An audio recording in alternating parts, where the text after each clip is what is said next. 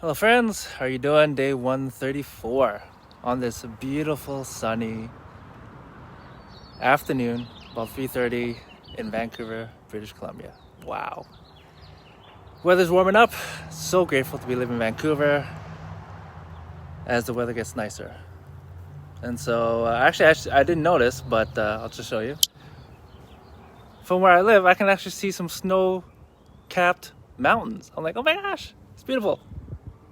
Anyways, going back to my talk today, I've just been doing a little earthing / grounding for the last half an hour, and I feel amazing. But from my title, you can tell that my topic today is suffering. And I just want to share some thoughts on it, and hopefully it'll help you if you're dealing with stuff or have gone through stuff. And if you're watching this, I know you've probably gone through some suffering at some point in your life. Whether it be now, whether it be in the past, maybe as a childhood, in your childhood. But if you're breathing, you've gone through some stuff. I know that. And, you know, the beautiful thing about human beings, the more that I've talked to them, is that we don't want to see others suffer. And typically, whatever we've gone through, we try to help others not have to feel the pain that we went through. And so, you know, I don't know what you've gone through,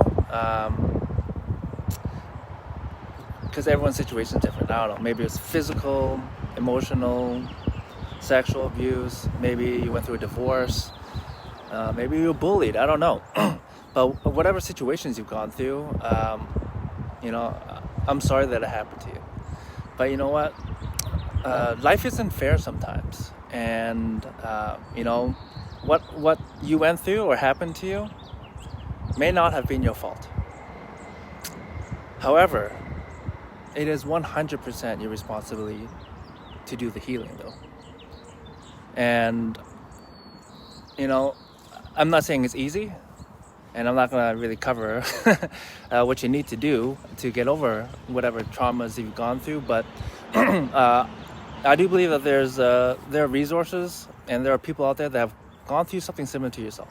And if you want to do the healing, you just need to reach out and seek those resources. Okay? Just take a step. That's all it is, you know? Because what I've found is a lot of people who have gone through some stuff, they keep those experiences and those feelings and emotions in the dark. But for you to be able to heal and overcome it, you have to bring it out to the light. And so obviously you need to find some safe places, safe people to be able to go through those things, whether it be professional or nonprofits or what have you. There's lots of resources out there, my friends. Just I'd encourage you to go seek them. And so some other thoughts I want to share on suffering is over the last, I don't know, decade to 2 decades, I've had numerous conversations with people. And you know, one of the things that I've heard about what suffering is in personal growth books. I've seen there's a formula. Okay, so for those scientific or logical people, I've seen it written as suffering equals pain times resistance. And so I know that you've gone through pain. How much suffering you have because of that pain is optional. It's your choice. Depends on how much how much resistance you have. And so the more you resist, the more suffering you go through. And again, I'm just sharing some thoughts for you to think on. I'm not saying what to think or how to think or what have you. Just, I don't know, maybe, I don't know if you've ever thought about that before, suffering. You know? I have. So, and I've talked to some people in different religions and so forth. You know, when it comes to I've talked to some Christians as to questions why is there suffering in the world, and they talk about the enemy or Satan, the devil. You know, he's in control. He's the ruler of this world and in control of the governments of this world. I'm like, okay. And when it comes to Buddhism, Buddhism is really just a philosophy, really, a way of life. And when it comes to suffering, what I learned was that when it comes to Buddhism, suffering is the source of all suffering comes from attachment. And so with all these thoughts, I start to really think, I'm like, it makes sense. It makes some sense here. A lot of sense, actually, all these things that I'm sharing with you. That's why I'm sharing with you. I'm hoping that this will help you and hopefully not go through as much suffering or unnecessary suffering, basically. And I think about the last 5-6 years, I haven't suffered much, and I'm very grateful for that. And really the two main times that I've suffered, now that I think about it, is once an experience, a situation with my mom, and second time was with my dad.